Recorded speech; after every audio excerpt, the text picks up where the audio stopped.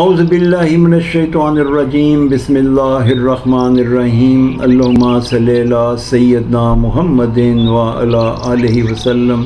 السلام علیکم ورحمۃ اللہ وبرکاتہ۔ میری آج کی حدیث سنن ترمذی سے ہے۔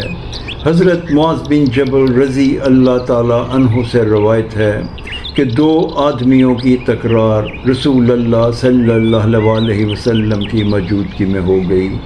ان میں سے ایک کے چہرے پہ غصے کے احسار محسوس ہوئے۔ نبی پاک صلی اللہ علیہ وسلم نے فرمایا، میرے پاس ایک ایسا دعائیہ کلمہ ہے، اگر وہ یہ شخص کہہ لے تو اس کا غصہ ٹھنڈا ہو جائے۔ وہ کلمہ ہے اعوذ باللہ من الشیطان الرجیم۔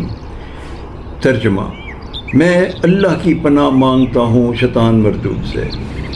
نبی پاک صلی اللہ علیہ وسلم نے ہمیں اس حدیث مبارکہ میں یہ دعائیہ کلمہ بتا دیا کہ جب آپس میں شیطان دو بھائیوں میں رخ نہ ڈالے، لڑائی کروائے اور کسی کو غصہ آ جائے تو یہ کلمہ پڑھنے سے فوراً اس کا غصہ ٹھنڈا ہو جائے گا اور شیطان مردود ان کا کچھ نہیں کر سکے گا۔